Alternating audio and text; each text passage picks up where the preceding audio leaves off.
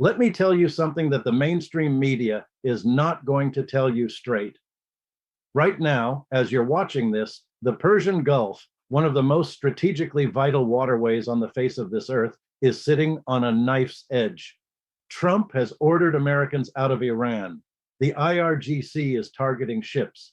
And if you think this is just another geopolitical headline that doesn't affect your life, you are about to find out exactly how wrong that assumption is. Let's start with the basics, because too many people are walking into this conversation without understanding the foundation. The Persian Gulf is not just a body of water. It is the economic jugular vein of the entire global economy. Roughly 20% of the world's oil passes through the Strait of Hormuz, that narrow 21-mile wide choke point that connects the Persian Gulf to the open ocean. 20%. Think about what that means in real terms. Every time you fill up your gas tank, every time a cargo ship moves goods from Asia to Europe, every time an airline calculates fuel costs that eventually end up in your ticket price, the Strait of Hormuz is part of that equation. And right now, that strait is being contested in a way that should be setting off alarm bells in every capital city on the planet. Trump's evacuation order is not a diplomatic gesture. Let's be absolutely clear about that. When a sitting American president tells American citizens and personnel to leave Iranian soil, that is not a cautious diplomatic maneuver. That is a government that has intelligence it is not sharing with you, making preparations for something it believes is coming. Governments don't order evacuations because they think things are going to calm down. They order evacuations because they know the situation is about to escalate and they want their people out of the blast radius, literally or figuratively, before it does. The question you need to be asking is not whether Trump made the right call. The question is, what does Washington know that you don't? Now let's talk about the IRGC, the Islamic Revolutionary Guard Corps, because Western media has done a spectacular job of turning this organization into a cartoon villain without ever explaining what it actually is, why it exists, or why it behaves the way it does. The IRGC is not simply a military force. It is a parallel state within Iran. It controls massive economic sectors. It runs businesses. It manages supply chains. It has its own intelligence apparatus, and it answers to the supreme leader, not to the Iranian president. When the IRGC decides to act in the Persian Gulf, it is not acting on impulse. It is executing a doctrine built over decades of watching the United States use economic warfare, military encirclement, and covert operations to try to strangle the Iranian state into submission. And here is where you need to understand something that almost nobody in Western commentary will say out loud. Iran's behavior in the Persian Gulf is not irrational. It is a calculated response to an economic siege that has been going on for over 4 decades. American sanctions on Iran are not a response to Iranian aggression. They are the cause of it. When you cut a country off from the global financial system, when you prevent it from selling its oil, when you make it impossible for Iranian patients to access medicine because pharmaceutical companies are afraid of secondary sanctions, you are engaging in economic warfare. And when a country is being subjected to economic warfare, it retaliates with the tools it has available. For Iran, one of those tools is its ability to threaten the flow of oil through the Strait of Hormuz. That is Iran's nuclear option, not the one in a centrifuge, but the one that sits at the narrow mouth of the Gulf. But here's what almost nobody is connecting right now. The real reason this moment is different from every other Persian Gulf crisis of the past 20 years, and why what's coming next in this video is something you genuinely cannot afford to miss. The geopolitical landscape around Iran has shifted in ways that fundamentally change the calculus of any military confrontation.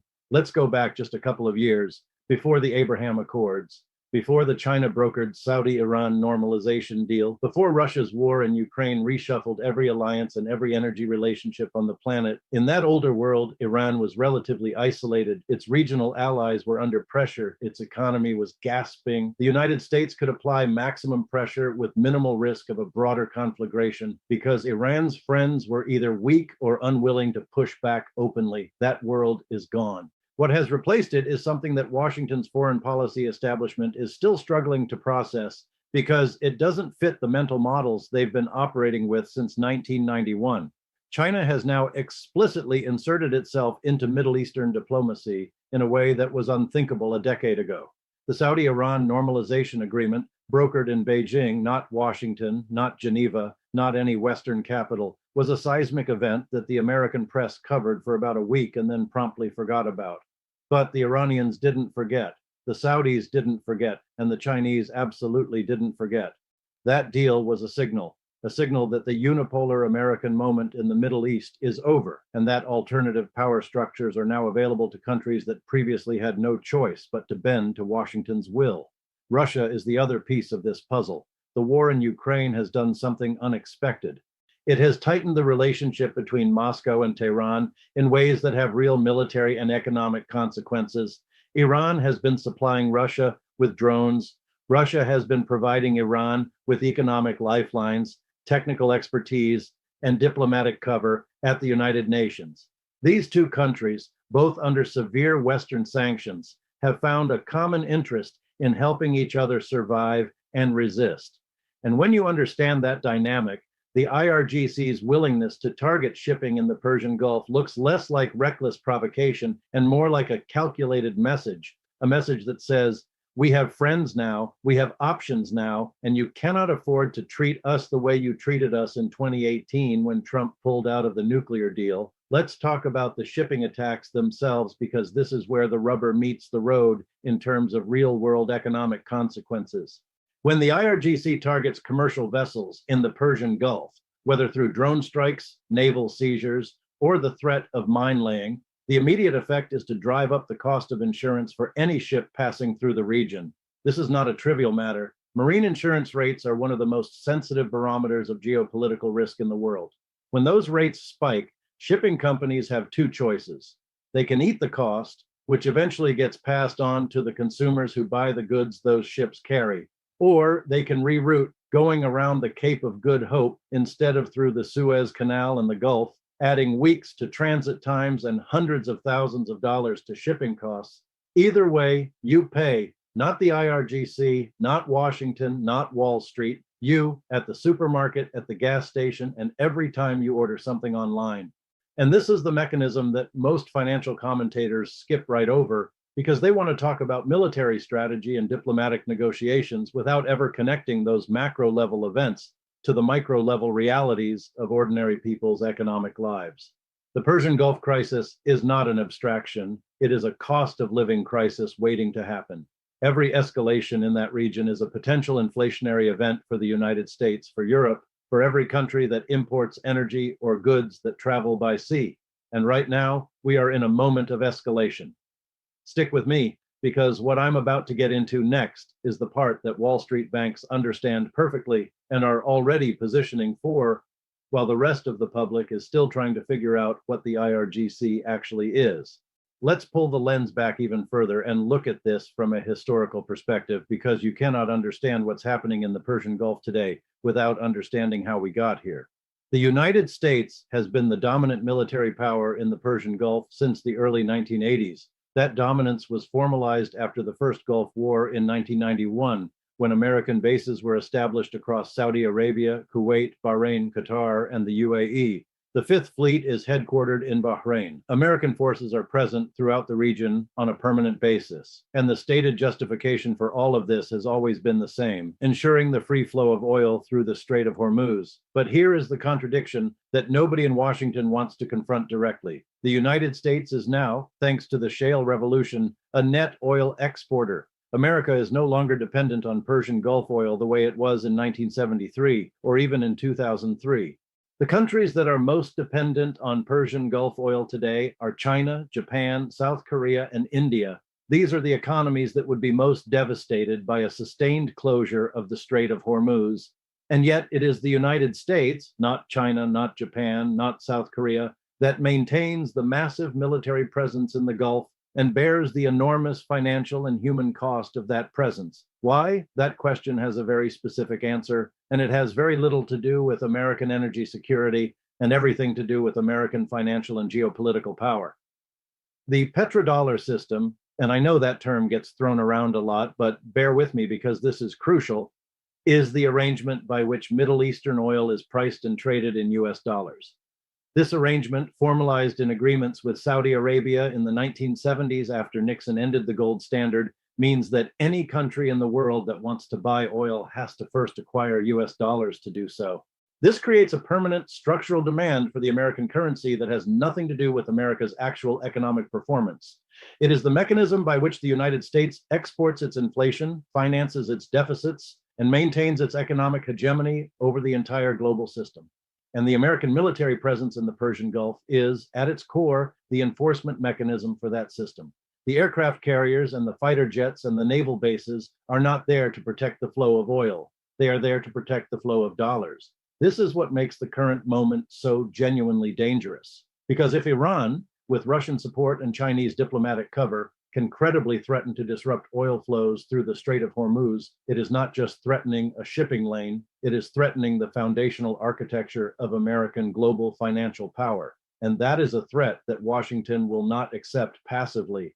That is why the evacuation order matters. That is why the IRGC's targeting of ships matters. We are not watching a regional dispute. We are watching a challenge to the entire post-1945 American-led economic order playing out in real time in 21 miles of strategically vital water. Now let's get into the economics of what an actual military confrontation in the Persian Gulf would mean, because this is where the conversation gets uncomfortably real. Most geopolitical commentary stops at the level of military hardware. How many ships does Iran have? How many does the US have? What are the missile capabilities? What are the drone capabilities? And that's all relevant, but it misses the deeper question, which is what happens to the global economy in the hours, days, and weeks after the first serious exchange of fire in the Strait of Hormuz? Because the answer to that question is the one that should be keeping every finance minister, every central banker, and frankly, every working person on this planet up at night. Let's start with oil prices because that's the most immediate and visceral transmission mechanism. The last time there was a serious disruption to Persian Gulf oil flows during the tanker wars of the 1980s, during the Gulf War of 1991, during the brief period after the Abqaiq attack on Saudi infrastructure in 2019. Oil prices spiked sharply and immediately. But here's what's different now. The global economy in 2025 is carrying a debt load that makes it profoundly more vulnerable to an oil price shock than it was in any of those previous episodes. After years of near zero interest rates, after the COVID spending explosion, after the inflationary wave that followed, central banks around the world have been trying to engineer a soft landing, walking this incredibly narrow tightrope between fighting inflation and not triggering a recession. An oil price shock of the magnitude that a Strait of Hormuz closure would produce would knock every central banker off that tightrope immediately. You would see inflation reignite in a way that would make 2022 look mild. And you would simultaneously see economic growth contract because energy is the input cost of every other input cost in a modern industrial economy. That combination, inflation and recession simultaneously, is what economists call stagflation. And the last time the world experienced serious stagflation, in the 1970s, it took a decade and interest rates of nearly 20% to wrestle it back under control. The American consumer is not prepared for that. The American consumer is already stretched. Credit card debt is at record highs. Savings rates have collapsed. Mortgage rates have made housing unaffordable for an entire generation. The buffer that ordinary Americans once had against external economic shocks has been systematically eroded over the past 3 decades by a combination of wage stagnation, financialization, and the deliberate policy choices of an economic establishment that prioritized Wall Street returns over Main Street stability. Drop an oil price shock into that environment, and you are not looking at a recession. You are looking at a genuine economic crisis of a kind that this generation of Americans has never experienced. And if you think that's the worst case scenario, you haven't heard the part about what China does next, because Beijing's response to any American military action in the Gulf will determine whether this stays a regional conflict or becomes something far larger and far more consequential for every single person watching this video. Let's talk about China's position because it is the most consequential variable in this entire equation, and it is the one that American policymakers are most systematically underestimating. China imports roughly 10 million barrels of oil per day. A significant portion of that comes through the Persian Gulf and through the Strait of Hormuz. A sustained closure of that strait would be an existential economic threat to China's industrial economy. China cannot allow that to happen, full stop. and this creates a strategic bind for the United States that has no clean solution. If the United States launches military strikes on Iran, on IRGC facilities, on Iranian naval assets, on the missile batteries that threaten Gulf shipping, China faces an immediate choice. Does it sit on the sidelines and watch its primary energy supply route get turned into a war zone? Does it accept the reality of American military dominance reasserting itself right at the throat of the global economy with all the implications that has for China's own strategic autonomy? Or does it respond, not necessarily militarily, at least not initially, but economically and diplomatically in ways that fundamentally accelerate the de-dollarization process that is already underway? The answer, if you understand how Beijing thinks and how it has consistently behaved in situations of strategic pressure, is that it escalates its economic countermeasures. China holds roughly $1 trillion in US Treasury bonds. It dominates the supply chains for rare earth minerals that are essential to American defense manufacturing. It controls the production of solar panels, batteries, and the critical inputs for the green energy transition that America is supposedly committed to.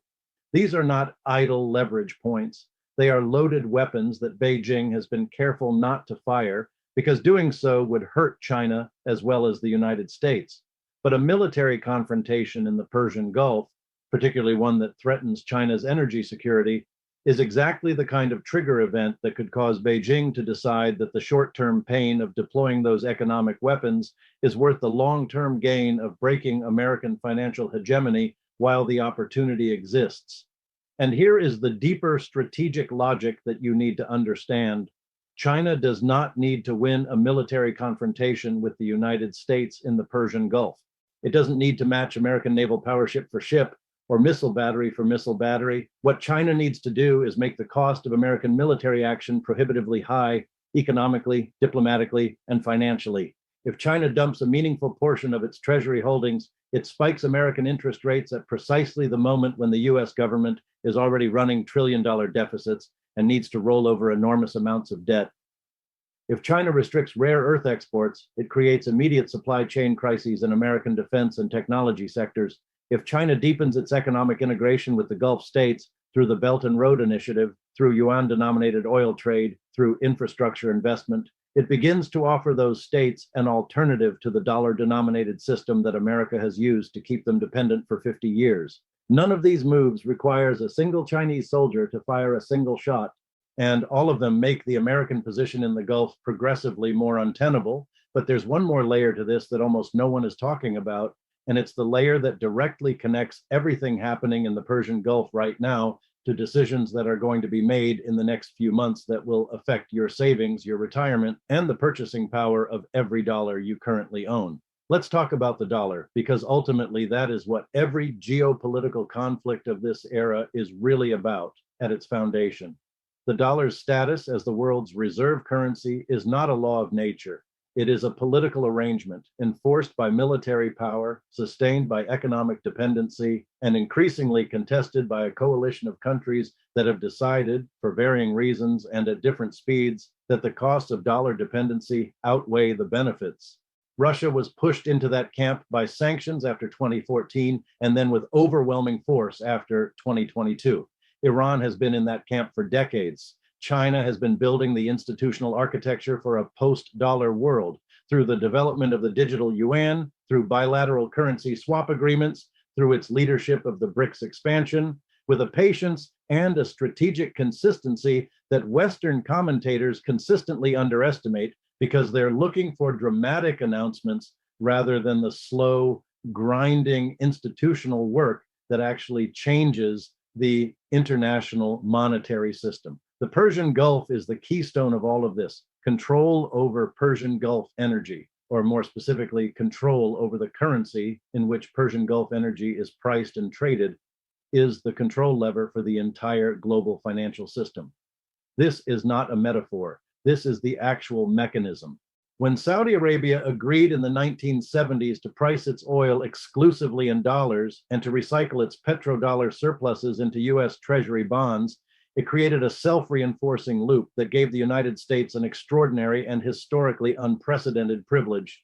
America could run trade deficits and budget deficits that would have bankrupted any other country because the global demand for dollars, driven by the need to buy oil, always provided a buyer for American debt. That privilege has financed American military spending, American consumption, and American financial sector profits for half a century. And the moment Gulf oil stops being priced in dollars is the moment that entire system begins to unravel. That is the existential stakes underneath the tactical question of IRGC ships targeting commercial vessels in the Persian Gulf. That is why Trump's evacuation order is not just a diplomatic signal. It is a symptom of a much deeper crisis in American global power that is now moving faster than Washington's institutional capacity to respond to it. The people who run American foreign policy were trained in a world where American dominance was simply assumed, where the dollar's reserve status was simply assumed, where the military's ability to project power anywhere on the globe and face no serious consequences was simply assumed. Those assumptions are now being tested simultaneously from multiple directions in ways that the existing playbook has no good answers for, because what's unfolding right now isn't just a crisis in the Persian Gulf. It's the opening chapter of a restructuring of the entire global financial order, and the decisions made in the next 6 to 12 months are going to lock in consequences that will play out for decades. You need to understand what comes next. Let's bring this back to the ground level, because I am not interested in giving you an academic lecture. I am interested in helping you understand what this means for your actual life. So let's be direct about the practical implications of everything we've discussed. If this situation in the Persian Gulf escalates, if there is a military exchange between American forces and Iranian forces, if the IRGC moves to close or seriously threaten the Strait of Hormuz, you should expect oil prices to spike dramatically and quickly. We are talking potentially $60, $70, $80 increases per barrel in a compressed time frame, depending on the severity and duration of the disruption. That feeds immediately into gasoline prices. It feeds into transportation costs, which feed into the price of every good that moves by truck, train, or ship, which is essentially everything you buy. It feeds into airline ticket prices, heating costs, electricity generation costs in regions that rely on natural gas. The inflationary impact of a serious Persian Gulf disruption is not contained to the energy sector. It radiates through the entire economy. For your finances specifically, you need to think about what a stagflationary environment does to different asset classes. Bonds get destroyed in stagflation. Rising inflation erodes the real value of fixed income payments, while rising interest rates erode the market value of existing bonds. Equities face a brutal environment because corporate profit margins get squeezed by rising input costs, while consumer demand weakens as real purchasing power falls. Cash loses value in real terms as inflation runs above interest rates. The assets that have historically performed well in stagflationary environments are commodities, oil, gold, agricultural goods, and certain real assets. I'm not here to give you personalized investment advice, but I am here to tell you that operating on the assumption that the current financial environment will continue indefinitely is a mistake that history has punished repeatedly and severely. The people who make it through periods of genuine economic dislocation are the people who saw it coming, who understood the structural forces driving it, and who made adjustments before the crisis arrived, rather than scrambling to react after it was already upon them. That's why this conversation matters, not because it's intellectually interesting, though it is, but because the decisions being made right now in Washington, in Tehran, in Beijing, and Riyadh are going to produce real consequences in your real life. And the gap between the people who understand those connections and the people who don't is going to translate into a very significant gap in economic outcomes. The final point I want to leave you with is this. Every major geopolitical crisis of the modern era has been explained to the public through the lens of security and military strategy. The Iraq War was explained as a response to weapons of mass destruction. The Libya intervention was explained as humanitarian protection of civilians. The maximum pressure campaign against Iran was explained as preventing nuclear proliferation.